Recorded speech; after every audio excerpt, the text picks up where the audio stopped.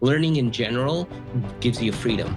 I think it provides freedom, right? Because then you get to set your own path because of that. Because now you have more knowledge to know where to go or where not to go.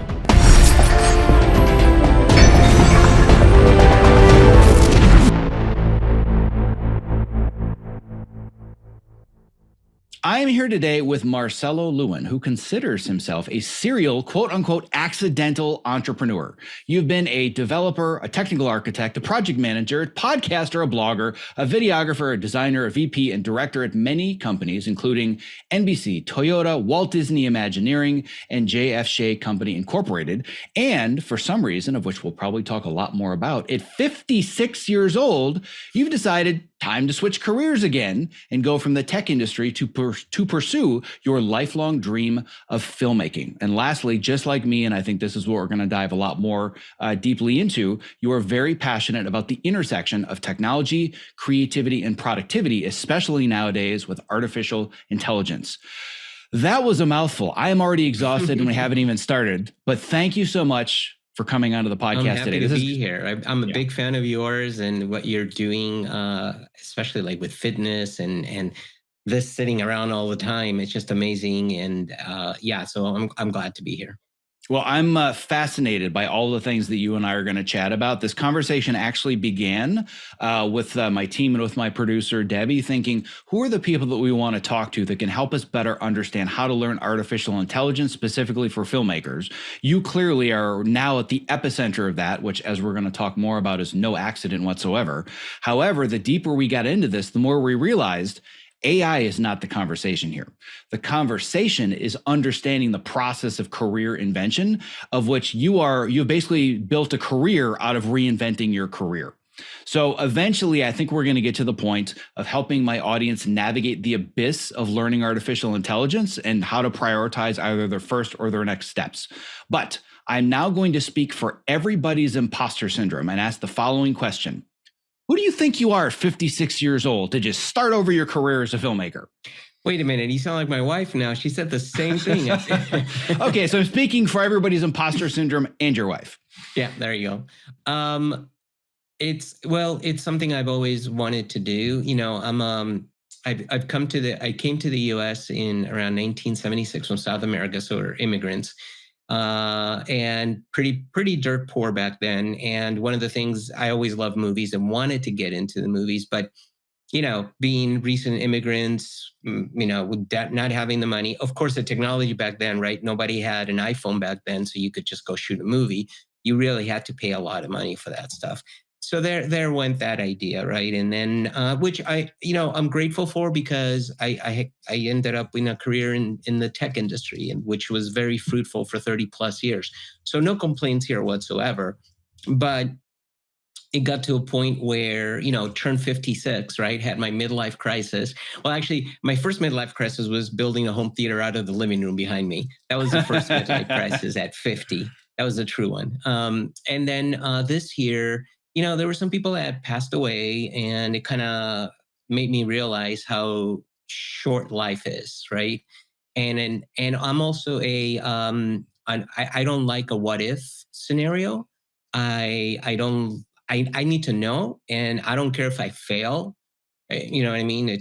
I need to know that I tried. And that's what I did. Is I said, I literally had the conversation with my wife, and she's used to it now. At the beginning, 30 years ago, because I kept switching stuff, she was like, what's wrong? Why are you doing this? But now she knows that, I'll make it work somehow. I mean, I'll just keep trying.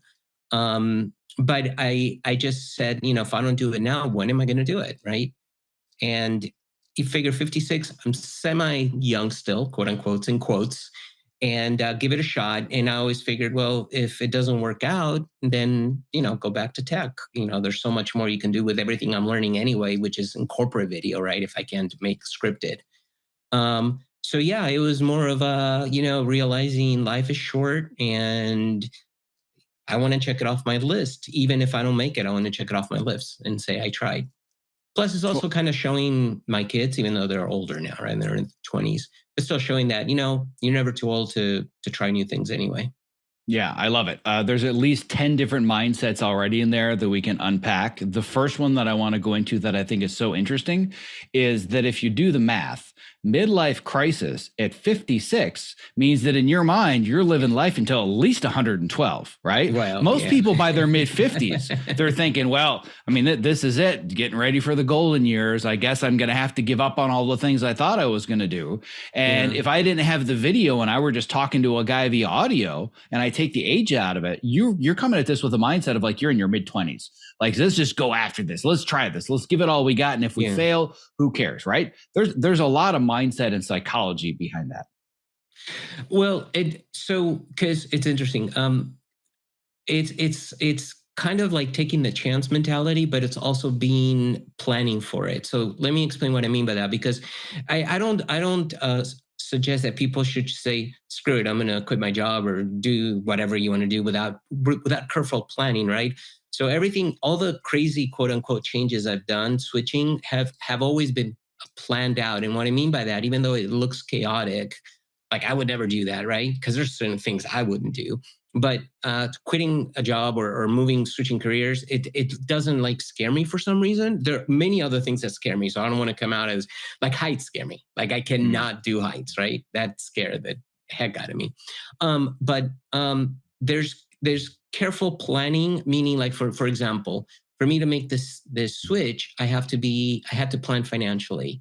Like if this happens, right? Well, I'm starting from scratch, basically, right? I'm starting at like I did 30 years ago when I got into the tech industry. So even though it happened in June of this year, where I decided to do that switch, the thought has been happening for maybe a couple of years, and slowly, maybe without really realizing, I started planning for it by maybe saving some money, aligning all the ducks in a row, right? And getting things to that point. So um, I don't know if that answered your question, to be honest with you. I get off track It's easily. definitely a good place to start. And there's one area, there's many areas, but there's one area I specifically want to dig deeper into. Or actually, now that I think about it, two. Now that I think about it, 12. See, you and I, we have so many things in common already.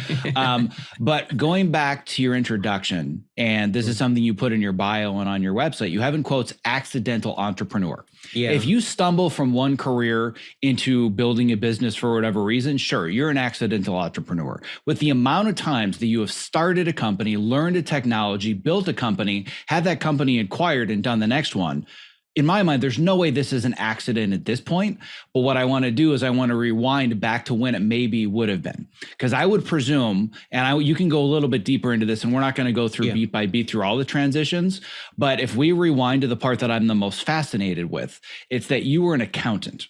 And my assumption is that was at a period in your in accounting. I was not in accounting, or but I was in accounting, yeah. Right? So you were in accounting, and my assumption would be, and you can correct me if I'm wrong, that back in those days there was a lot of you just got to pick one thing and stick to it, right? And you've probably heard that over and over. Why can't you just stay with one thing? So at what point do you feel you were an accidental entrepreneur, totally. And then when was it no longer an accident? It's funny you said that, because back then was like switching careers. This is in the early 90s, right? Switching careers that much until the .com. And then basically everything went crazy, and everybody's, if you were in a career for more than, or in a job for more than a year, then quote unquote, there was something wrong with you, right? Yeah. Why aren't you and I went through that where I switched constantly, like a year and a half, boom, the next one and the next one. Um, well, the lucky thing, I guess, is I had parents that really didn't care what I did. So in a good way, that was, I just picked whatever I wanted to do, right? And accounting, I thought, well, accounting would be something that, pays the bills. And, I was secure. that excited. I was that it's excited comfortable, about it, right? It pays the bills. That was my excitement about it. And then I started taking classes. I started working at Toyota in accounting, Toyota Corp in accounting, and started taking classes at Cal Poly. And literally after the first semester, I said, there is no, we can bleep it, but there's no bleep way that I'm going to be doing this for a living. There's just no way. Nothing against accountants. Please, I love accountants, especially during tax time. I need the accountants. But personally, it wasn't for me, right? You never heard of an accountant doing accounting for fun, like let's say developers or filmmakers, right? They do that stuff for fun anyway, right? and then they still do it for a living, right? Accountants go home and they don't log, oh, let me do this, a spreadsheet for fun. Maybe some do. So yeah, I just, and the internet was also, the interesting part was that the internet was taken off too. So the internet came online, right? And I was big time into being a child of the 80s, gone through when computers came out, like the Commodore VIC-20, the Apple II, the Apple, all of those. I was heavily into that. So I already started loving technology at an early age, right? I had a first computer at 12, 13 years old, and I was programming BASIC with it. So I was already into that stuff. When the internet came on, I literally just got excited about it. I'm a person that I see. I tend to be an early adopter, and I tend to not knowing, not because I'm a know-it-all at all. It's not none of that, but I tend to look at a technology and see the possibilities of where it could go. Right. So for me, I don't see the negatives of it, like what's happening today with AI. Right. I talk to so many people, and they're like, "Oh yeah, but they're going to kill us all," and I don't ever see any of that. I'm not saying it's not going to happen. I just don't see it. I see only the positives in general, and that just allows me to get into whatever I want to get, right? Maybe it's a naive way of looking at things.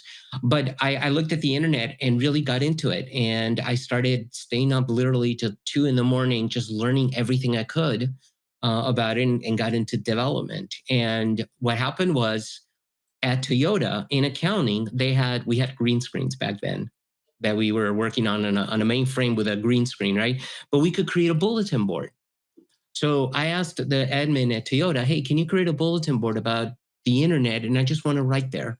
So what happened is, and nobody knew the internet. What happened is I started writing little posts on this bulletin board. That's what they called it back then. And then people within Toyota started reading that. And then I started getting email from people within Toyota about the internet. And then one thing led to another. And I had a huge following inside of Toyota. One of the departments heard about that. Well, they actually were following that too. I befriended them because I wanted to move into that IT side because I wanted to work on the internet. And basically, I ended up moving. Literally, I got a job with them saying, hey, we need to do internet. You know everything about the internet. We know nothing. Do you want to come over? Even before he finished the sentence, I'm saying, yeah, I'll be there. And that's literally how it happened. So I wasn't afraid of the internet. To me, it was something completely new, right? I remember being extremely excited. In fact, I remember being on the freeway with my wife, and there was a billboard, and the billboard had a .com URL. And I pointed, and the reason I remember this, because you didn't see that back then, right? And I remember pointing to my wife, and I'm like, look at that, the internet. See, look, they're already advertising this stuff. And of course, my wife's like, so what? But but I was all excited about it, right? Kind of like I am with AI and all this, and not just AI, but everything that I've been through. So to me, technology always excites me. It always gets me going and seeing the possibilities of it. And yeah, I just do it and take a chance, basically. But it's a careful chance because it wasn't like I was in accounting and then overnight I was in IT doing internet. There were many months of me writing posts, right? Setting some sort of base there that people now knew me, right? Which is what I'm trying to do now with filmmaking as well. Yeah, so my guess is that we could take that entire story, remove the actual names of Toyota and or the internet or all of these specific pieces of information. Yeah. We could fast forward to the last 6 months to a year, change internet to AI, and change company names. My guess is that story is almost exactly the same, right? Yeah, pretty much. Yeah. Yeah. So yeah. So to me, one of the really interesting things about this, and there are now essentially what I'm always trying to do is I'm looking for patterns, behavior patterns to understand how people are able to achieve the things that they are. And it's immediately apparent to me that there's at least a minimum of two things to already dig into and many more. But number one, it's the mindset of I'm an early adopter and I'm not afraid to play with something while it's still new and unknown. And number two, I'm just not afraid to try something new despite what other people may think. Right. Yeah. Definitely I'm an early adapter. In fact, whenever I see little updates on my phone, the little circle that you need to update, I got to update. I can't see that. I have to have the latest, right? I just updated to the latest of Mac OS. So I'm definitely an early adapter. And for me, to me, it excites me. I mean, to me, trying out things, even if they break, it's just super exciting. I love that. In fact, I'm going through a class on Avid, right? And we're getting into the technical tidbits of Avid. And it's funny because the teacher said, okay, guys, this is the boring part. And this is where I'm like, no, this is the cool part. Now I know why I'm doing this stuff. Now I'm getting into the nitty gritty of stuff and I understand why. So I'm driven by that kind of stuff, you know? Like I said, I want to continue to break down this idea of the mindsets, the psychology, the approach to this idea of career reinvention. Because without going through every beat in your entire career and all your businesses, you essentially have a career based on career reinvention. And there's a theme. You have an article that I'm going to make sure that we link to, that it's basically asking the question, is it time to reinvent yourself? Oh, And yeah. there's a core theme. You literally repeat it over and over and over. And it's a word that I use all the time. The phrase is, then I got comfortable again, Yeah. so it was time to reinvent myself. I want you to talk about how this feeling of comfort factors in all these various transitions you've made. Yeah. Yeah. And maybe it's my upbringing that always you have to, keep going and succeed. And I don't know. Most likely it is that coming from my mom and stuff. But whenever I get to a point that I literally feel comfortable, like, and I don't want to make it sound like, oh, this guy has to just suffer. It's not that, but it's like where I feel like I'm not learning anymore, right? And it happens in every time, and it's not because of it's nobody's fault except my own. I reach whatever I reach, not because I've learned enough and I'm a genius now. It just doesn't excite me anymore, and I've reached whatever I needed to learn in that point. Then I start saying, okay, at this point, this whatever XYZ I'm doing is no longer the new thing. Everybody's doing it. That means that I'm just like everybody else. Now, the other thing, and this has been a mentality for me forever, right? But now as I get in my 56, 57, later 58, you've got to work harder too, because you are competing against much younger people with a lot more energy than me, right? That are coming in at a lower cost than me just because I've been in the business for so long, right? So how do you compete with that? So it's also kind of like mentality of survival, right? If I want to continue working as much as I want to work, I don't know when I'll stop working, right? uh, I have to continue to learn and stay uncomfortable, right? So even though here I may look like I'm okay talking, to be honest with you, my normal way of being is not doing this. It's literally that's why I like editing, right? It's just shut off everything on my own and stuff. I present a lot, but not because I love it. It's just because it makes me feel a bit uncomfortable and it pushes me, right?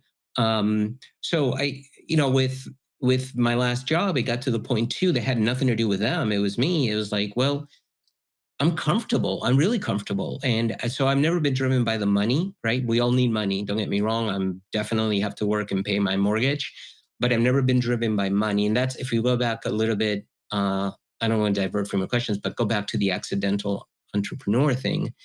Um, I've never been driven by money. I've been driven by passion. So I got to love what I do. And I always know that money comes after, because if you portray the passion, people like passion. I love passionate people. I like people that have an opinion and are passionate, right? And they know what they want. So I think if you portray that, you will get the money, but you've got to first love what you're doing.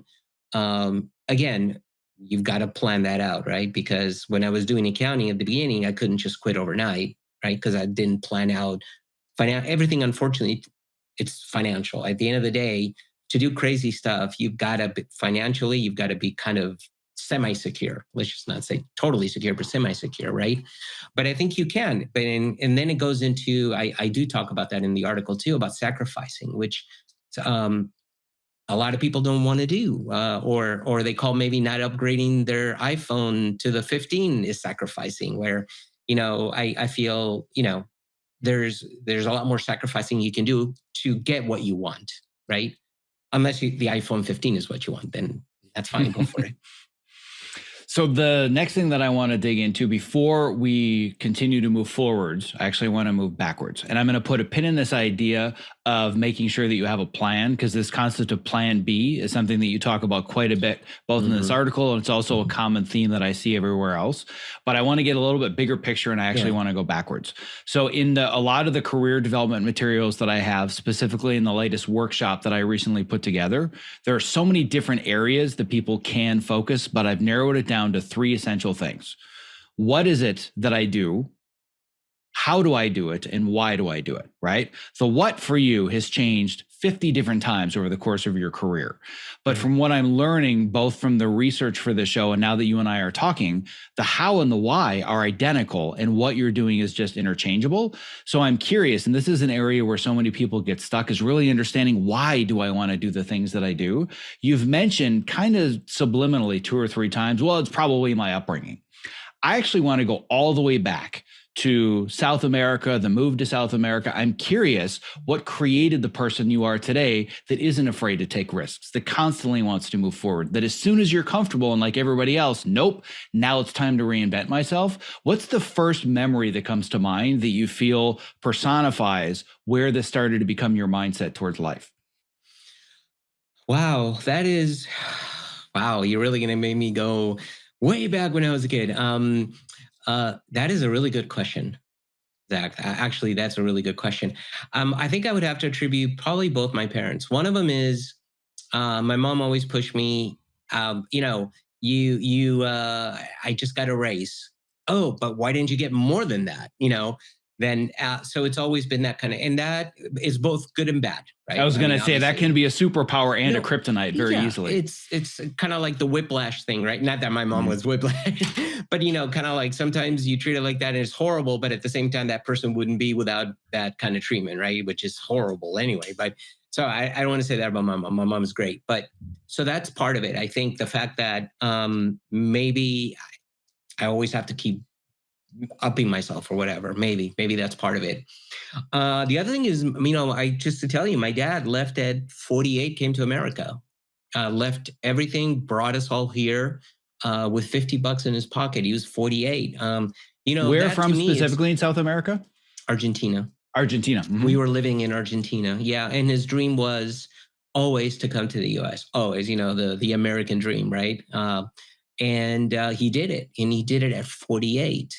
And I'll be honest with you, would I have the guts to do that? Because, I jump jobs and create companies, whatever. But I don't know, because he left the wife and the kids for a year to come over here and then brought us, right? Mm. I don't know if I could do that, knowing, because I have two kids too, they're in their 20s, but I have two kids.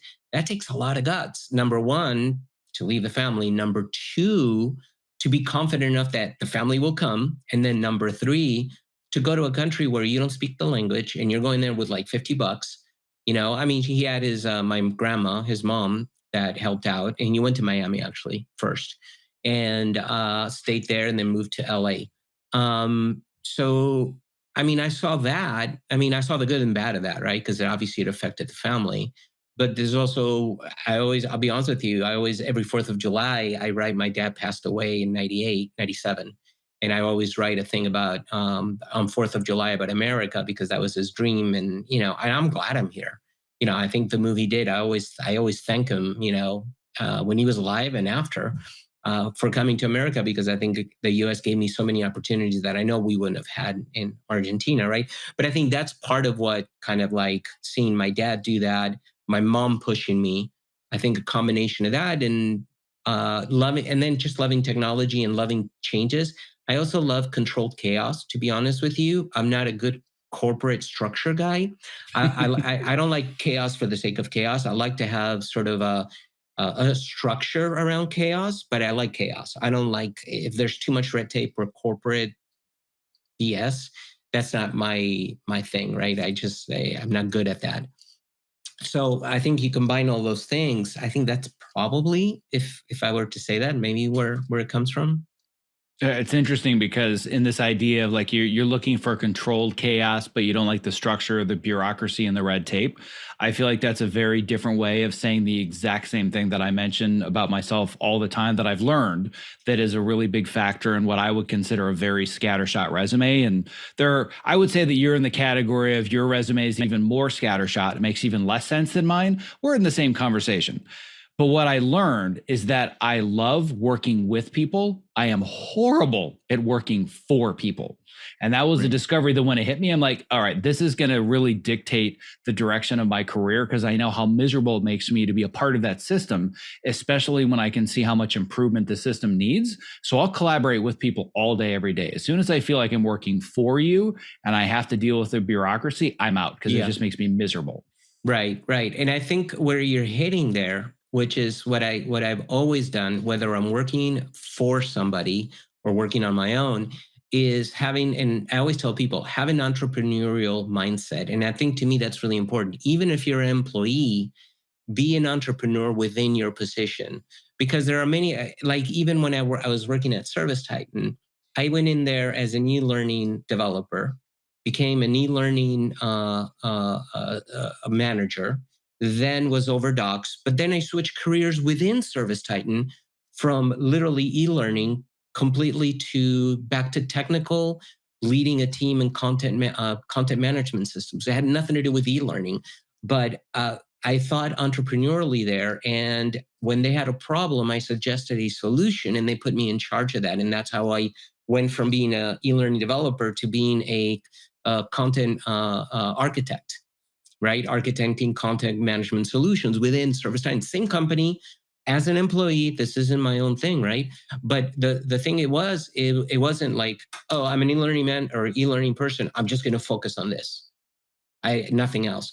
I saw an opportunity and I got excited, and that's what kicked off my other website that I created, and learned that, and then made a proposal all on my own time. Right? It wasn't like, oh, can I do it while I'm working at ServiceTitan? I did it outside and brought it in. Um, so I always tell people, think as like an entrepreneur, whether you are an entrepreneur or you're working for somebody, it doesn't matter, because then you'll be recognized and you'll make your own path. I mean, I've made my own position in most companies that I work for. I've made my own position basically, but I made it by providing value, not by because what personality. It was Mm-hmm. providing value, right? It was like, this is why I think we should do it. Let me show you. Uh, and then it's proven basically, right? Yeah, and this just hits into a point that I say ad nauseum in my coaching program almost every single day. I literally said it to a student this morning during a session, and I say it unapologetically. Nobody cares about your hopes and dreams. They have problems, they're seeking solutions. And if you're there to Yeah. provide value and solve somebody's problems and make their lives easier, you will find your way. And it might be a little bit different and circuitous than you thought it was originally.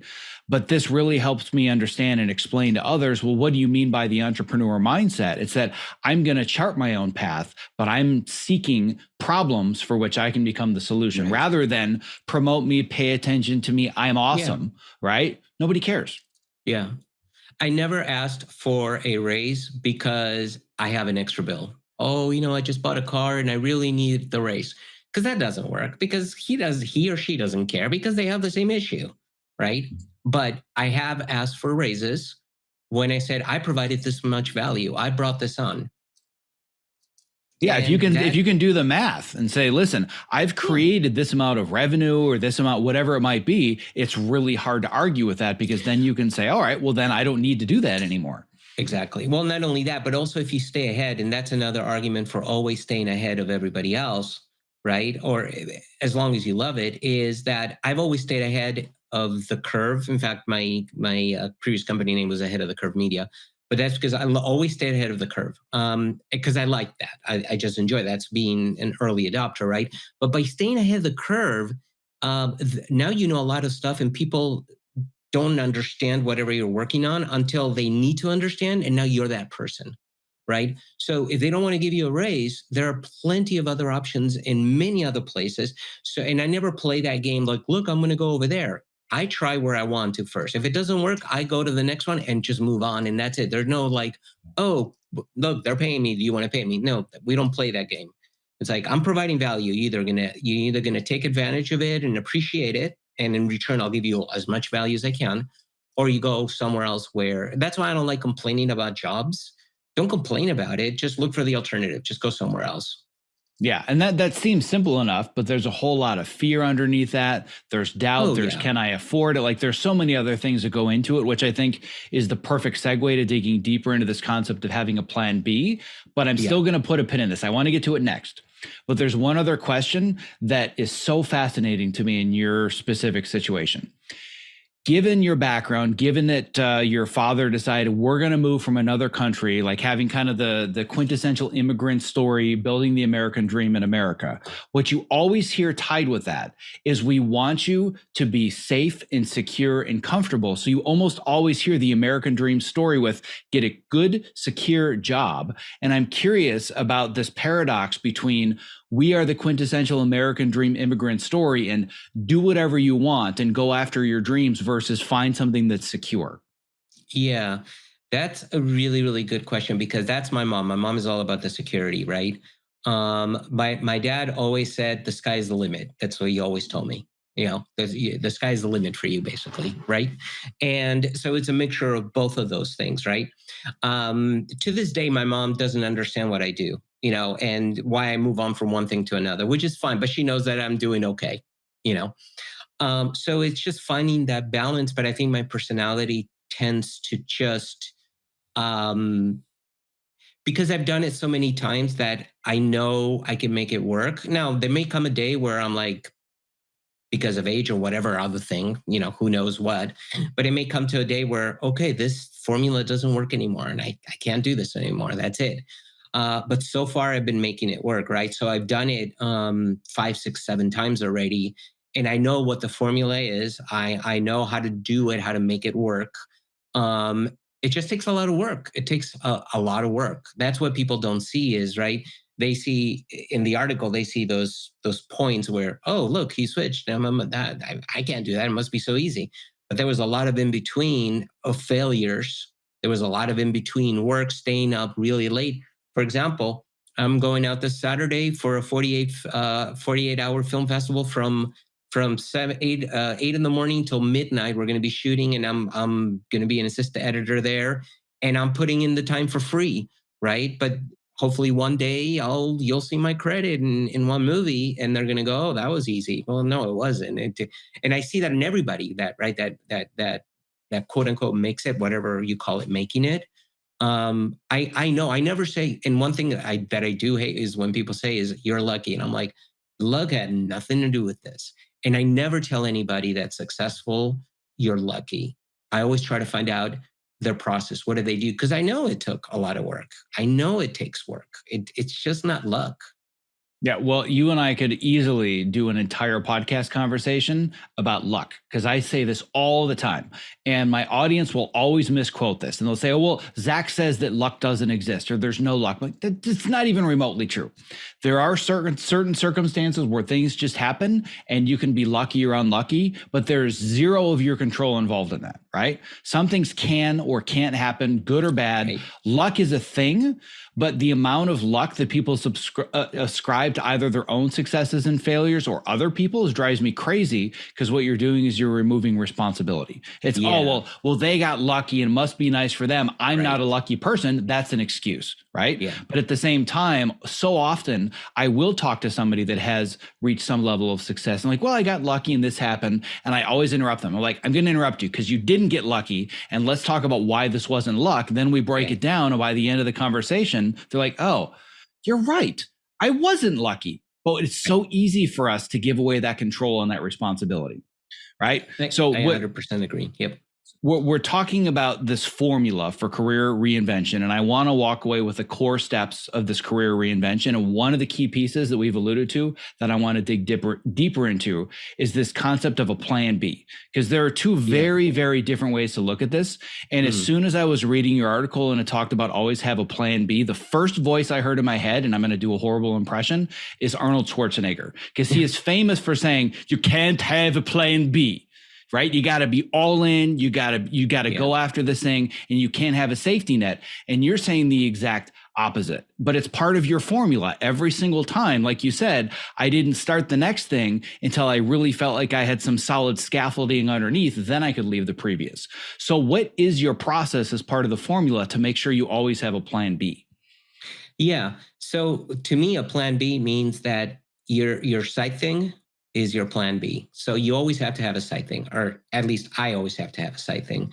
So every single job position I held, I always got excited about something new that had nothing to do with that job, and I started doing it as a side thing. So do I like to go out and be with friends and family and watch Netflix? Yes, I do. But there are times where I do none of that because I want to move on to filmmaking, or I want to move on to headless content management systems or podcast, whatever it may be, right? Put in there. So to do that, I start with a plan B, a side project. And the side project is most of the time going to be free. But that's why you have to be really passionate about it, right? So you have to be really passionate, because the passion is what's going to keep you up late at night doing it. The passion is what's going to keep you going at it. As everybody tells you, you're a dummy. No, that'll never work. Don't do that. A car that has wings and flies, are you crazy? That'll never happen, right? I mean, it's a silly example, but really, I mean, it's that. So you have to have, to me, having a plan B is extremely important. Your side project. That's what, to me, a plan B is a side project, right? So as I'm working in a company, I start my side thing and I start implementing the formula slowly. Now I don't get, it doesn't get in the way of, because I'm very about, if you hired me, I'm going to give you 100%. I never say 150% because I don't know how you can give more than 100%. I mean, think 100% is the max anybody can give on anything, right?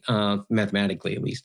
And so I'll give you 100%, but then my time is my time, and I decide what I want to do with my time. And usually in my time, because I also love what I do, it feels fun. So I started getting into AI, or I started getting into filmmaking, or I started getting into programming Python, whatever it was back then, right? So that's my plan B, is I start doing that, and then start building the audience, start building the community, start moving it to the point where I can now say, okay, I think I'm at a place where I can now say goodbye to this and move on to this. As soon as I move on to this, guess what happens? I start my plan B for that. Maybe it's not plan B, maybe it's a second plan, whatever you want to call it. I mean, like you said with Arnold, I'm all in on the thing, but he was very focused. Also, he wanted to be, an actor, right? A world famous actor. So for me, I keep switching. So So I'm I don't know if that curious. Not only did it answer my question, it brought up about 78 other questions. I don't know how I'm going to get this done in the next 45 minutes, because as soon as I looked at just the kind of the basic breakdown of today's conversation, like I mentioned in the beginning, I'm thinking, oh, we're going to talk about AI. Oh, we're not going to even get to AI in 90 minutes. And now I think it's going to take me 4 hours to get there, because I've got so many questions. I'm fascinated by this. But talking about this idea of a plan B, I think is really, really important. And I want to look a little bit more nuanced at this, because one of the most common objections that I get from students that are in my program that come to me, they say, I really want to make a career transition, or I want to reinvent myself, but I can't afford it. And there's this myopic thinking that it's binary. Either I'm this thing or I'm this thing. One very specific example, I'm an unscripted editor and now I'm moving to scripted editor. And they don't realize there's this giant spectrum of time where you're going to be both. I mean, when I finally decided that with using your nomenclature, when I started the Fitness and Post podcast, first of all, that never had any plans of being monetized or turning into, it wasn't even a plan B. It was just an obsession that I had. It was, I have this message that I want to get out into the world. I love talking about it. I'm still passionate about it to this day. It's funny because I look back to 2014 and my fear was, God, I'm going to run out of things to talk about pretty soon. 9 years later, I've barely gotten started, so that hasn't been a problem. But there was a point where I realized I can turn this into something. I can monetize it. I can use it to provide value to others. And it can become my primary career, where now, like literally, Cobra Kai is my side hustle. To the point where I said to the showrunners and creators, thank you very much. I appreciate it. In the meeting to come back to season 5, I said, we can talk about all the details, but the most important thing is you understand that Cobra Kai is my side hustle. And they laughed. And I said, no, I'm very serious. I have now made the transition where what I do with my coaching program and my students and the writing and the podcasting, that's what I do. But God, I love this show. And God, I love working with you. As long as I can have enough autonomy that I can treat this as my quote unquote side hustle, even if my side hustle is 50 hours a week, I want you to understand that's my mindset. And they're like, whatever it takes. We just want to work with you for the next season. But it took me years of editing and podcasting and editing and creating a course and editing and this. So everybody thinks that it's just I flipped a switch, or other people that do this flip a switch. But there's this long spectrum where you have these multiple identities, which takes a tremendous amount of energy and attention.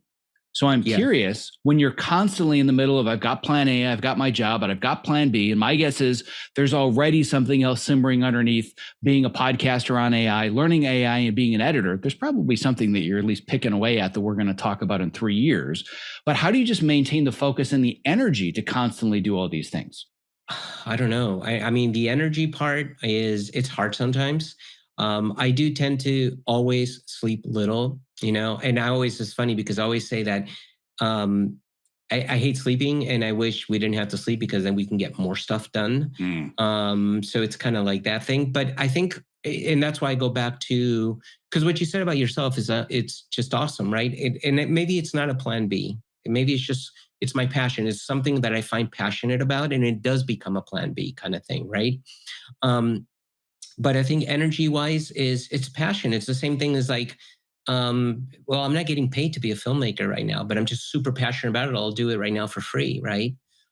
So I think the passion thing is the most important part of everything, because that's the only thing that'll keep you up, that'll make you drink coffee when you're falling asleep so you can stay up and continue editing or continue doing your podcast about fitness, continue doing whatever. I think at the end of the day, if you're passionate, you'll be doing something and you won't even notice it's lunchtime or dinner time already. And I think that's the key, honestly. And you just have to find what that passion. I always told my kids, because I never had any expectations of them being anything besides whatever they wanted to be. I just told them, just please love what you do. Just love what you do. Be passionate about it. The money will come later, So to me, that's like, passion is the main thing to get the energy going or to keep it going. It sounds like you and I, despite the geography, largely lived in the same household. Because if there were one mantra over and over, it's I don't care what you do, but you have to love it. Otherwise, it will just eat you up inside and it will destroy you. And that's one of the things that really guides, like the rudder for me, sometimes consciously, sometimes subconsciously, is I don't enjoy doing this thing anymore. It's not getting me out of bed, and I'm not obsessively thinking about it. And what I have found is that the trick for me, and it's definitely not sacrificing sleep. That's an area where I cannot sacrifice sleep for the sake of work. I've made that mistake more than once. But the maximum amount of hours I can get myself into a flow state, like you said, the time just disappears. Like, I've been working on this blog post for how long, or how long have I been doing this slide deck for this next workshop? That to me says that I'm doing something right, versus, God, how many more hours do I have to work on this thing? And like, we've the all time been through just that. stopped. We've all been there, right? Yeah. So to me, that's a huge indicator. And it's, first of all, a huge indicator that you're onto something right, but it also alleviates some of the burden of how am I going to find the energy to do all of this? Because if you're in a flow state and you're loving it and you're excited about the problems you're solving, the time just kind of disappears. And it's not effortless, but sometimes it feels like it's effortless, right?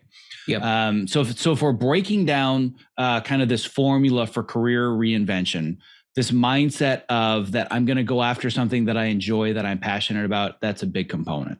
This idea that I'm going to become an early adopter, and I'm going to dive into something new that's scary, and I'm going to be ahead of the curve. Another one is this idea that I want to have a plan B, not necessarily as a safety net if I fail, but just something that I can always kind of balance the scales. Right. The next piece that I think is so vitally important and is so relevant right now with what's going on with this massive transformation in technology, and specifically AI, is learning how to learn. We were never actually taught how to learn. We were given information. We were taught how to regurgitate that information and maybe retain it. We've never actually learned how to learn.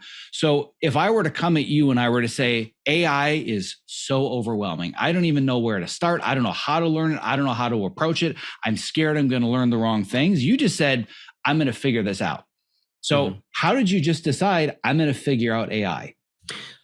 So before I answer that question, if you are okay with me adding one more thing that I feel is extremely important, of course, and that I feel that not a lot of people are willing to do, is you're going to have to sacrifice.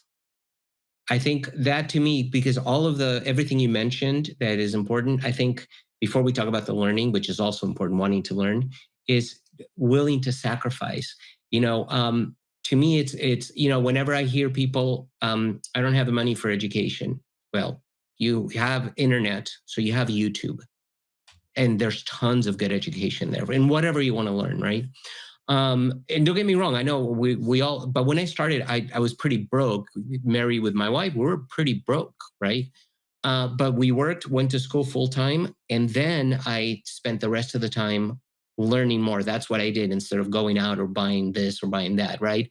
So I think it's really important when you put when you want to do something, you need to come to the realization that you will have to sacrifice. You're going to have to sacrifice something. Let's say you love to have Starbucks coffees every day or every week.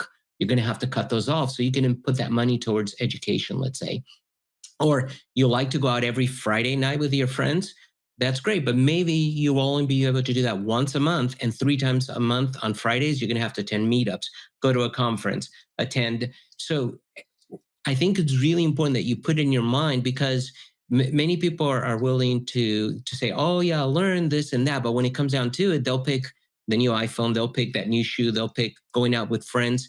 But that's you're going to have to pick and choose what's more important for you that you want. Do you want this new career? It's going to require a lot of attention, a lot of learning, a lot of networking, conferences, reading, meetups, all those things that are going to cut into your other stuff. So I did want to mention that because I think it's extremely important to realize that as much as we want to have everything in life, we just can't. You pick and choose, right? And if you choose the other, that's fine too, because that means that's what's more important for you. So it's not a judgment thing here. If you want the iPhone, you want the Starbucks, go for it. That's what you want. That's fine. But I don't want to then hear, oh, but I can't have been, this editor of scripted because now I'm spending time going out and partying all the time. You know what I mean? I just wanted to bring that up. No, I think that's a really important point to hit. And as somebody that comes from a place that would be the opposite of privilege, literally coming from another country, like you said, being dirt poor, I think it would be very easy for somebody to look at it from the opposite end and say, well, but you don't get it. I have to pay the bills. I'm barely making it to survive. I don't have the time to build a side hustle or learn things on YouTube, and I just have to pay the bills. How do you respond to that? I was the same way. I mean, I'm still the same way. I still have to pay bills, right? I mean, we still have, our kids, and we were single income with my wife. My wife stayed home when our kids were young, so it was me single income, and it's called saving, planning, sacrificing. Those are things you've got to do, and you got to figure out. And I mean, I say this as a joke. Sacrificing doesn't mean like I won't get the 14. I'll wait till the 15, the iPhone 15. You really have to really put down in a piece of paper, do pros and cons, and go like, okay, this is what's stopping me, but what can I cross out here? Well, watching Netflix every night, going out partying every Friday, going out for dinner every week or every day, right? Some people have lunch out every day. What happens if I cross this out in a year? What happens? Do I get more of the pros? Right, that gets me there. But it takes a lot of really introspection and really being honest with yourself, right? Saying, well, I could make it happen if I stop Facebooking so much or Instagramming that much and spend that time watching YouTube videos on how to be a scripted, right? A scripted editor. Or if I don't go out every Friday and I do the meetups and the conferences and hang out with the people that are doing that, right? Or do free projects unscripted and see if I can get work out of that. So to me, when people tell me it can't be done, see, I think that's the other thing is you got to remove that can't out of and replace it with the honest truth, which is I won't. Very different. It can't. Sometimes it means yeah. Sometimes things happen, right? You can't. But really analyze it. Is it an I can't or is it an I won't? Because if it's an I won't, you can change that and make it and do it.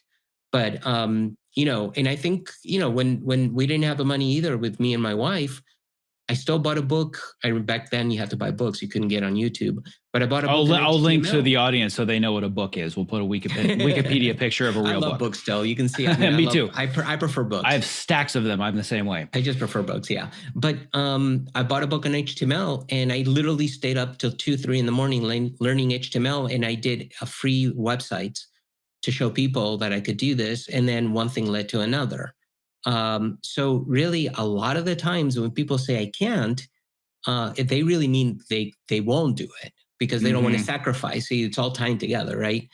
Yeah. I want to double down on this and just kind of reemphasize something that you mentioned, which is that you have to be honest about the language that you're using with yourself. And I have to do this with myself all the time. I'm not immune to it. I'm not better than anybody else. But one of the phrases that I catch myself using, and I always stop my students as well, is that, oh, well, I don't have the time. Right? Or I can't find the time. No, what that really means is I'm choosing not to prioritize the time. There are certain constraints, like you said, where yes, there are circumstances where you probably literally don't have the time, but the amount of things that are in the you literally don't have versus you choose not to use it or prioritize it, vast chasm of difference, right? And I find myself, oh, go ahead. No. A quick example on that. I don't have the time because I work full time. Do you take an hour lunch? Use that hour lunch, eat your sandwich while you're studying. You eat the sandwich while you're editing. Where you're coding, whatever you want to do that you're not doing at work, take that 1 hour and do it while you're doing that, right? Instead of actually going out for lunch. And I'm sorry, yeah, you're going to sacrifice going out with your buddies at work. I get it because I like doing that too. But you want to switch. Sorry, I didn't mean to interrupt you there, Zach. But no. I think you put a concrete example, right, where I don't have time because I work full time. Well, you do have time. You just have to figure out when is your free time at work and use it for that. Yeah, exactly. And I find myself doing this all the time, even recently, especially with everything that's been going on in the news, in the industry, spending more time than I would like on social media. And at the end of the day, I'll think, oh, I didn't have time to exercise. Nope, that's bullshit. Because my screen time says that I was on Facebook for 1 hour and 15 minutes. You know what I can accomplish in an hour of exercising with the amount of knowledge and information and experience that I have with exercising? I can do a lot in 60 minutes. So it's not, oh, I didn't have the time today. It's I chose not to prioritize it and I chose distractions instead. And again, it's not judgment, but we have to be honest about the language that we're using with ourselves. And you know what? There are times where you're going to go, and I do this because I uninstalled Instagram because I found myself after watching. I just did that last week. I'm like, delete, I'm done. Yeah. And I was like, oh my God, this is horrible, right? But there are times when I go, I'm going to get on Facebook right now and I'm just going to browse. But I choose to do that. And then I don't feel bad about it because I chose to either waste time, or most of the time I'm on Facebook and Facebook groups, and that's not wasting time because it's all about filmmaking anyway. But if you choose to quote unquote waste time, I'm being facetious. It's your enjoyment time. Then that's fine. You can be. It's okay. It's when you say, "Oh man, I wish I had time," as you're scrolling Facebook and doing something else. Well, you do have time. You have there. I even mentioned in my article, hey, do you go to the bathroom and you're in the bathroom there looking at Facebook? Well, look at YouTube, with whatever tutorial or stuff. I'm a huge YouTube fan, as you can tell. Just don't, if you leave me a comment on my YouTube channel, just don't tell me that you did it while you were in the bathroom. Because I don't need to know that, right? So what I want to dig into next is something that we touched on a little bit before, but I want to get even deeper into this, is that the core part of this formula is the willingness to continuously learn.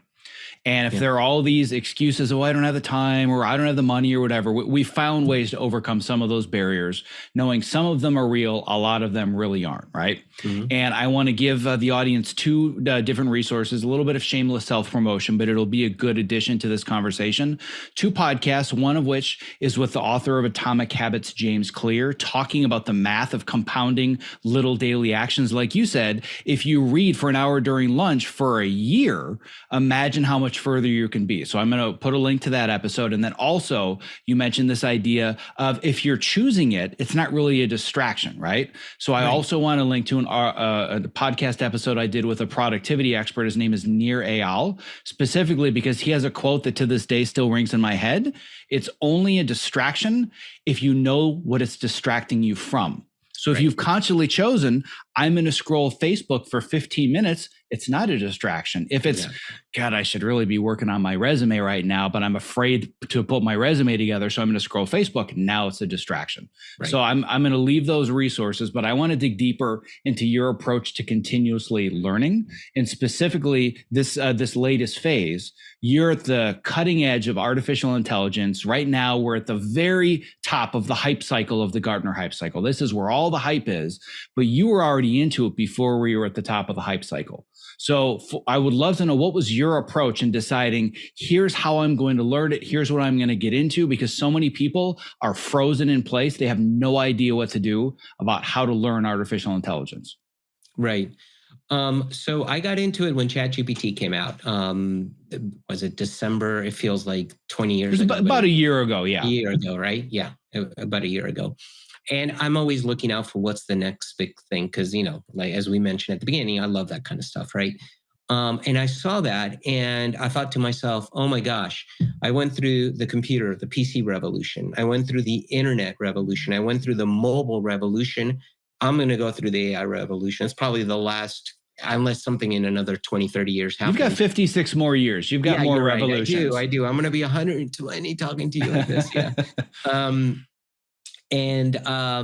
So how do I do that? Honestly, the internet is it, man. I mean, YouTube, Google, literally start with a simple, it's funny because sometimes people go like, how do you find this? And that website, let me Google it for you, where you can send a link to it. Yep. But it's truly that. You start with the question you have. How do I learn AI? Put that in Google. Just put that in Google and start following links. Just follow them. And then all of a sudden, you now know a little bit about language models. So now you start searching language models, and then you learn something else. And then you see, AI is being used for face replacement. So then you search face replacement AI filmmaking. Now you're there. And it's the World Wide Web, right? Why is it known like that? It's this web that you follow. But I think the key there is you have to be curious. You have to be curious, and you have to want to learn. So if you don't care to learn, then you're not going to follow all that, right? I wish it was a lot more complicated than what I just said, but literally it starts with a simple Google, put your question that you have on Google and go from there. And honestly, today with ChatGPT, you can literally ask the question on ChatGPT and it'll start giving you real amazing answers. But I think at the end of the day, when you synthesize it down, you have to be curious. I tend to get bored every 2 to 3 years on whatever I'm working on. So for me, it's natural to start looking at stuff. And honestly, I love to learn. I think continuous learning, lifelong learner. I've never been good in school originally when I was in high school and stuff. Now I'm back. I think, I'm back in school. I'm at UCLA Extension doing the filmmaking. I'm loving school right now as a 56-year-old. Feel like Rodney Dangerfield back to school. But no, but I think you need to love to learn, and you have to be curious and start with questions. And then when you get an answer, ask more questions. And when people give you an answer, even when people ask why, the 5 whys, keep asking why until you really understand it. I'm a person also that I like to get deep into the stuff. So like I said, with the Avid class example, right? You can edit and do this, but why am I doing this? Because then I have a better understanding of why I'm doing it. And then I can do things on my own, right? That understanding the why and the how helps me be independent. That's the other thing. I think education, learning, not education as informal education, learning in general gives you freedom. I think it provides freedom, right? Because then you get to set your own path because of that. Because now you have more knowledge to know where to go or where not to go. Yeah, and I thoroughly agree with all of that. There's so much research and science that proves that one of the core tenets of both the blue zones all over the world, but those that live longer lives, is the fact that they're continuously learning. Because if you don't learn, your brain literally atrophies and dies, and that can shorten your lifespan. So the more curious you are, the more you want to learn, literally the longer you're probably going to live. and I want to dig a little bit deeper into something that you said that's such a common excuse for people is I don't know where to start. I literally had artificial intelligence teach me about artificial Yeah, intelligence because I exactly. thought to myself, yeah, before we would do a Google search and even before the internet, you would have to find somebody, but you knew somebody probably had the answers. Now we have Yeah, this ubiquitous access to all this information, which I yeah. would argue is largely becoming the problem and not the solution because there's so much of it. And frankly, a lot of it's bad. But I thought, who better to teach me about artificial intelligence than artificial intelligence? So I Yeah. literally sat down for an afternoon and asked a bunch of questions of ChatGPT. Explain to me the basics of how you work and how you think. Talk to me like I'm a freshman in high school, right? Like I gave it all these directives to really help me understand how does this work and how do you think? Some of it was a little bit of gibberish. I'm like, I probably need to back that up by reading other sources. But Yeah, in a couple of hours, I'm like, I get it now, which then gave me a sense of where do I go next? exactly. So I think that there's the deeper underlying fear here. And I think that there's two of them because I hear this from a lot of people is number one, there's so much information that I'm afraid I'm going to waste time learning the wrong things. But then the second one, and this is the much deeper one, is what if I fail? So I'm curious, Good for and we you. can If you approach, failed, good for you. and I'm glad you said that. But if Because we you were to look at tried. exactly, if we were to look at your entire career trajectory and we look at all the you I built this failed a company, lot. you did this thing, you acquired, right? You don't put the failures on your website Well, or no, of course not. website or LinkedIn. I want to talk about what are those failures along the way so that you learn those mistakes and now you can learn and you can iterate faster now that you're learning AI. Yeah. I mean, first of all, you're gonna fail, guaranteed. We all fail. But I think that says that you've tried. You went for it, which is I automatically, if you don't do it, then you failed, right? What was it? What's the line from? Was it Wayne Gretzky that said, Oh, you miss 100% of the shots "The that you shots you don't never take. take"? Yeah, exactly. I'm a huge believer of that. I have no problem with failing. I've done many websites in small companies that went nowhere. And well, it is what it is. And I'll be honest with you, with my filmmaking, I don't know where it's going to go. I think it's going to be okay, but maybe not. But, all I know is I'm going to look back and either go like, I did it and I made it, or I did it and I didn't make it. Now move on to the next thing.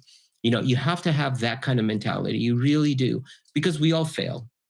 Look at whoever the most successful person is that you admire.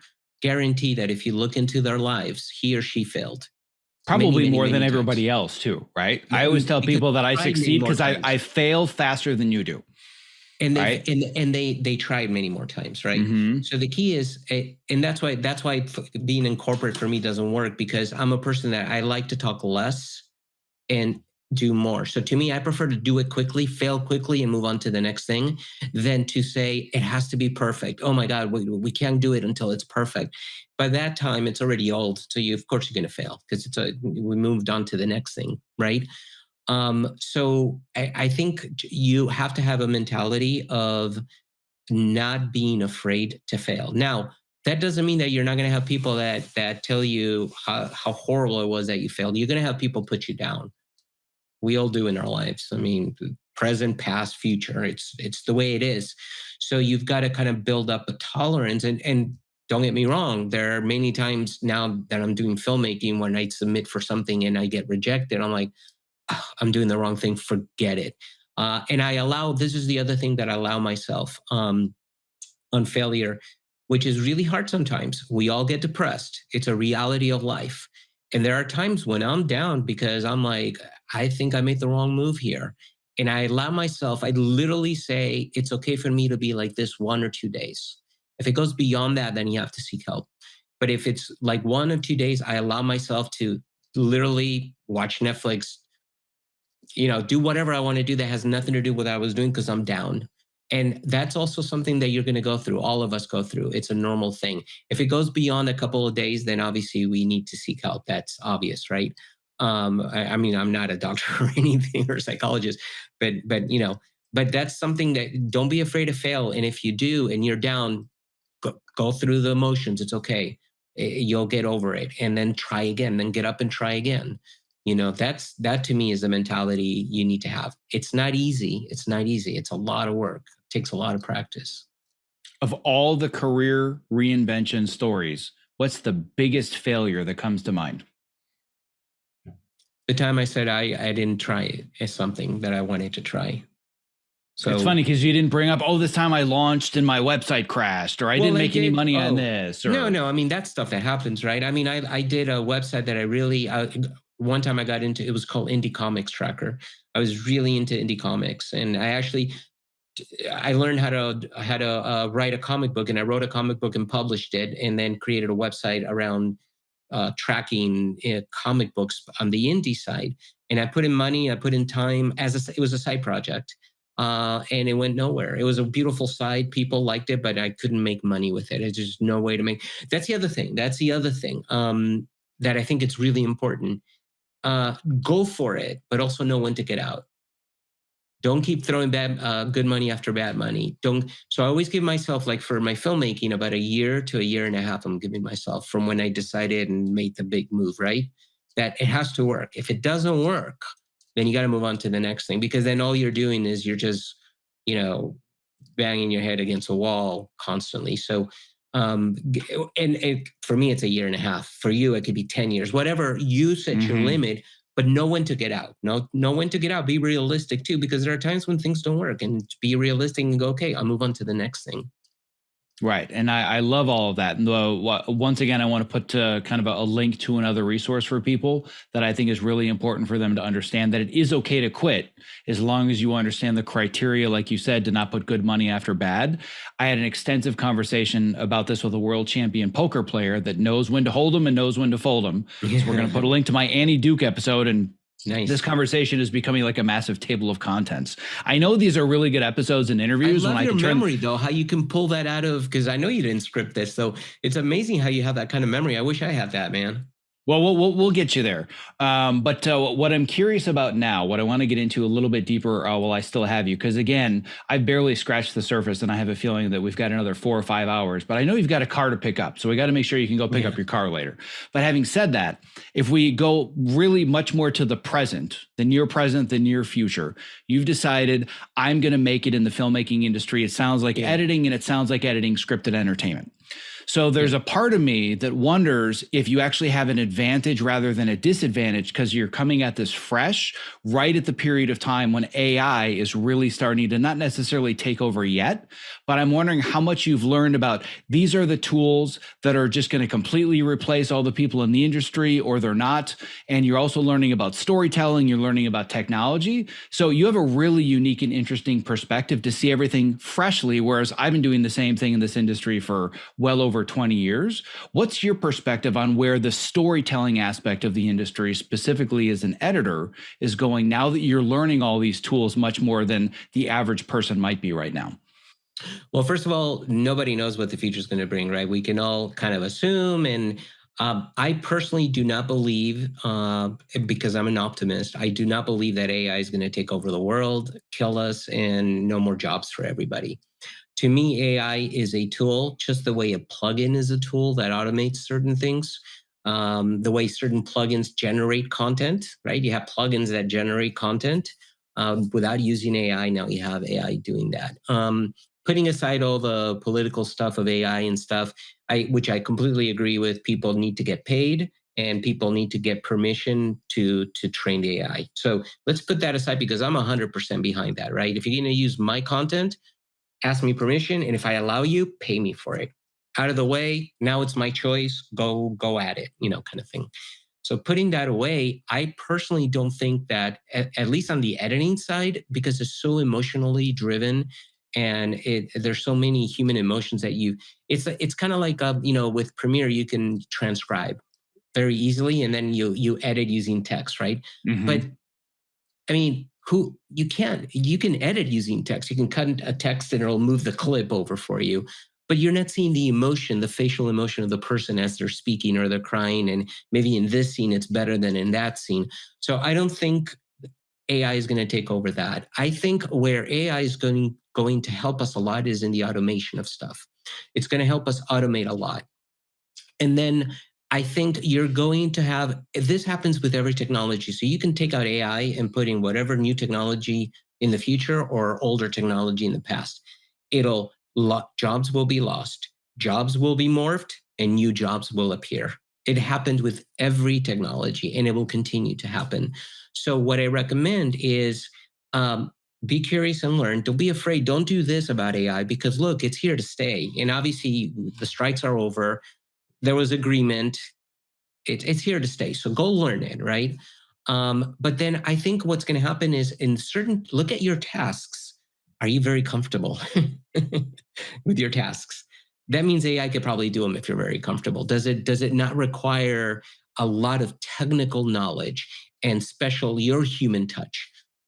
Maybe I could do it. Easier tasks, let's say, are going to could be automated, but I think it's going to turn people into puppet masters. So you're going to be controlling the AI and pushing the levers to get it to where you want to go. Right now, as to generative AI, let's assume we already fixed the issue of payment and permission. So let's put that aside, and now it's there, and we're all happy. To me, that may be a new form of creativity, just the way the camera, quote unquote, destroyed art, and everybody in the art industry just said that the photo camera is ungodly and will kill everything. It'll destroy, art as we know it today. Well, we know it didn't, and it became its own art form, right? And then the camera morphed into cinematography, right?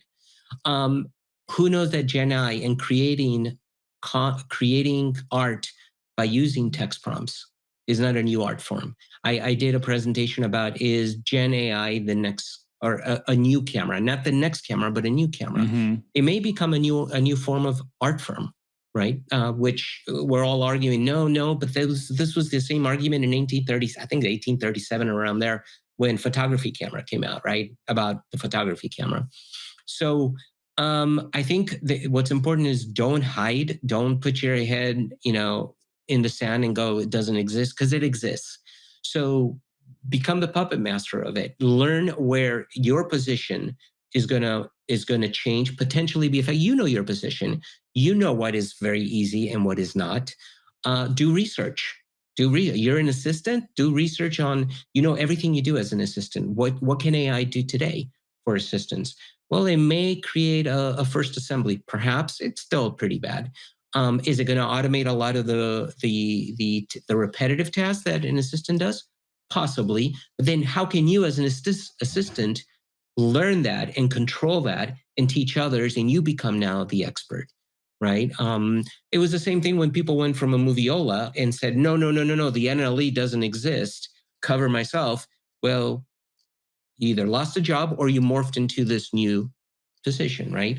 Yeah, I'm fascinated at just a core human level about why we are incapable of learning from history. And I don't mean this just with AI and technology. I mean, with everything going on in the world, you step back for a second, you're like, how is it that we don't see that this is the same cycle that happens over and over and over, and we never learn? And it drives me crazy when everybody says that AI is unprecedented. No, it's not. It's just the next technology coming along like anything else. Is it more advanced than anything we've seen? Sure. Right? Is it moving faster because of Moore's law than any technology we've seen? Sure. But the way that we have this fear of artificial intelligence, probably very similar to the fear that people had of the photo camera. That was magic back then, right? Like, couldn't even comprehend what it was capable of. Then all of a sudden, there's a telephone and I can make noise from my mouth from here, and somebody could hear it somewhere else, not in the same room. Like, that's witchcraft, right? We see AI the same way, but everybody thinks it's unprecedented. No, it's not. But if you think it's going to go away, if you think we're going to legislate it or block it in a sense that, it's going to be forbidden, it's never happening. So I've said over and over and over, I've said it on panels, I've said it on podcasts. I'm just going to put a punctuation on this again for everybody. AI is not going to replace you. People using AI are going to replace you. Does not matter what the craft or the job is.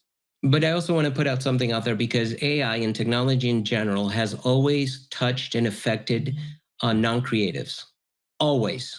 AI has done stuff for non-creatives, and non-creatives were affected. And I think we're seeing this reaction too now, because it's kind of affecting creatives, what creatives do, right?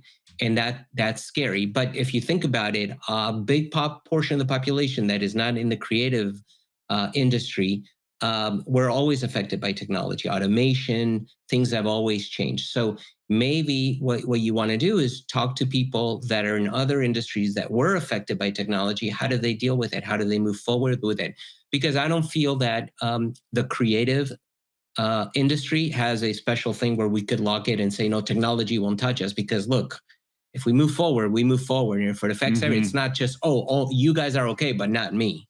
Yeah, I've been saying multiple times over and over, there's nothing unprecedented about this, but now it's our turn. It's like, oh my God, exactly. I can't believe this is happening. Well, talk to auto workers on the factory line 50 years ago. Where you have robots. This is nothing new. Yeah, exactly. But it's those that learned how to fix the robots and manage the technology, right? There's the ones that are able to morph and adapt and survive. And the same thing's going to happen to us. But there's nothing unprecedented about any of this. But now it's come for the creatives, just like you said. And we have to be honest about, we need to proactively take the steps to move on to, learning and adapting. And then once you learn, you'll realize that it's not as bad as you think it is. Again, going back to if you have to figure out, why are you afraid of AI? Are you afraid of AI because of the permissions and compensation? I'm totally with you.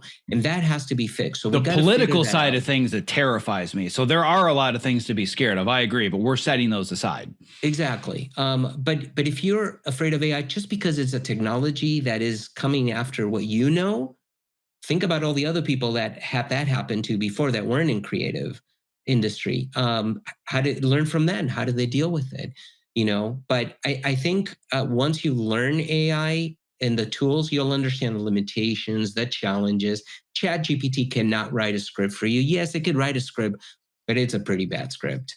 Okay. But you can use it as a companion. You can use it as a consultant where you ask questions. I did a whole presentation on where I wrote my script, but then I asked ChatGPT to do a breakdown and give me its thoughts on the script. Did I pay attention to everything that it said? No. Kind of like if I gave you the script, Zack, and you go, well, I would do this, this, and this. I'll look at it and go like, well, yeah, I'll take this, but I won't take this, right? But that doesn't mean I'm going to take exactly what you give me and copy and paste it and put it out there. I think you have to look at it like that. Think of AI as a tool. I think part of the problem too is sort of the media hype that's happening, and people talk about the AI like it's a person, or I don't know. It's not the AI. It's an LLM that does predictions. I mean, it's just code out there. It's not going to take over the world. Now we're going to look back 5 years at this podcast from now, and we're going to go, man, was he wrong? Yeah, I'm gonna delete this from the entire library if Skynet doesn't do it for us, right? Exactly. So yeah, as you know, because you were in the audience and when I did the panel live for EditFest, I prefaced the entire thing by saying I don't know shit about any of this. Any prediction or thought I have could be completely irrelevant because it's moving so fast. But it's those that call themselves experts that do pontificate. Those are the ones I don't listen to. Yeah, it's those that say, I don't know where it's going. Here are my thoughts. This is what could happen. Yeah, we all have our own ideas, but anybody that claims to know where it's going or they're an expert, even the experts, the ones that literally design the technology, are now coming out and saying, I don't know what's going to happen next, right? So really nobody knows, but the most important thing that I say, and it doesn't matter what we're looking at, focus on the things you can control, ignore the ones you can't. We can focus on learning it and understanding how it works, and we're just going to see where it goes. All the rest of it, I don't have the time to deal with it. I can't control it. Not even going to be something I focus on or spend any time or energy towards. So, and could there be negative stuff? Yes, every technology I mean, I could see face replacement, right? I mean, we're talking all of a sudden, you could say something that you never said. I could say something that I never said and get in trouble. I get that. I mean, I totally get that. But I think that's more about regulation and putting in place safety guards, kind of like we did with every technology, right? And saying, is this a real video or is this a fake video? Adobe is trying to do that. Yeah. With their AI generated content, right? That it was AI generated. It's going to take some time. What's interesting is nobody argues about photography anymore, but at the beginning they did. And I think we're going through that phase. My point with that is that we're going through that phase where, you're getting into the AI and people are learning about it. They're becoming afraid. We're not at the point where pretty much AI is just a normal part from a creative point of view. AI has been a normal part forever, right? With Google Maps and everything. But from a creative point of view, it's not a normal part, right? I'm sure there was that argument with NLEs at the beginning, right? I know with digital, there was that argument, right? Yeah, film to digital, that was huge. That was huge. But nobody who argues about that anymore? So I can guarantee you that in 2 years from now, I don't think there's going to be any of these arguments. Hopefully, if they figured out the copyright issues, the payment, compensation, all that. Yeah, and assuming we survive the 2024 election, but that's a conversation we're not getting into at all. Different thing. Yeah. We'll Totally different show. Yeah. So here's where I want to leave it. I know that we're wrapping up here and I could go on for hours. I'm loving this conversation. But I very much want to switch directions for a second. And given that you have become kind of a professional career reinventor, how do you define success for your filmmaking career, for what you're going after next? What do you see as being the version of comfortable where I've made it? So for me, success is I'm doing what I love to do and I can make a living with it. I'm not talking about making a living like I'm super rich. I can make a living. I can continue the lifestyle that I have, but I'm doing what I wanted to do, basically. And what does that mean as an editor and filmmaker? Because this has been the childhood dream. You spent years and years going from one endeavor to the next, but there's more at stake with this one. So how do you define success?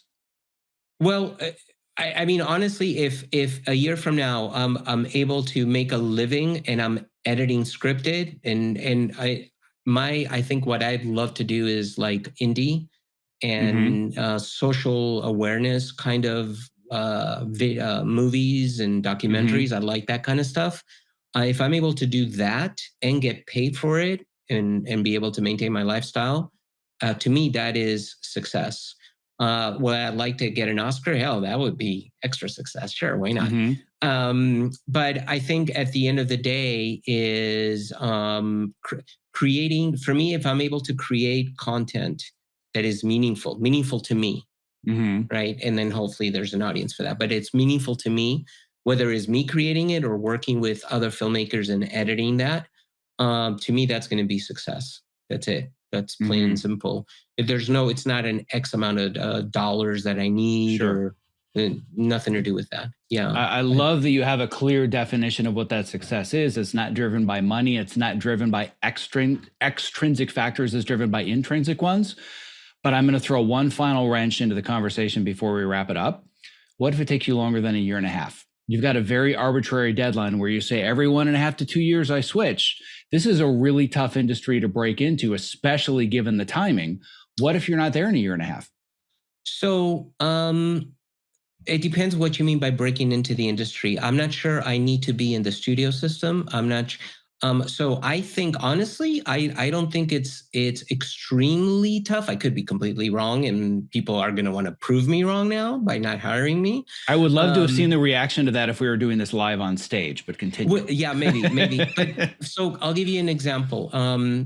I got to a point because I'm learning a lot, but I'm like, God, but I'm not doing this stuff. And I won't get hired because I don't have my portfolio. So what I did is I posted out there in multiple Facebooks that I'm willing to do short film edits for free right now, up until I feel I have enough experience. And so I'm not trying to downgrade the value of editors. It's got nothing to do with that. I don't have anything in my portfolio. I want to do some stuff for free. I got a barrage of and some really good ones.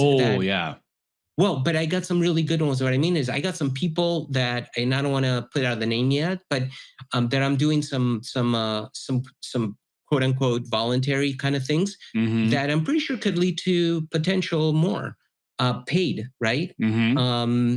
I think you just have to be, one of the things is I'm very technical. So this is the thing that I think I can offer over your stereotypical filmmaker, which is not very technical, right? Rightly so, more focused on the storytelling than the technical side. So that to me is an advantage on my end. I deliver and I'm ethical. What do you call it? Deadline driven. So I think by providing all these things and building that reputation, I think I can make it work. But what happens in a year and a half? Well, at that time, I'll reassess. Maybe I'm so close that I'll give it more time. So to me, it's not really arbitrary. It's more, in a year and a half, I either have to be there or be pretty close to it. So if I'm 25% from reaching the goal, it's not working. But if I'm 80% from reaching the goal a year and a half, well, then we'll go to 2 years. or whatever it takes to get there. So it's not like a hard line and it's like either you made it or you didn't. It's like, how close am I? I have to be realistic too, right? Because I don't want to drain my savings. I do want to have a nice retirement. I want to do other things, right? So it's more reassessing. But if you don't put a deadline or a goal or deadline to, I want to reach it by then you'll go on forever and you'll never reach it and you'll never know when to get out. So that's why I put those kinds of deadlines for me. Well, given your past history of career reinvention, I'd be stupid to bet against you.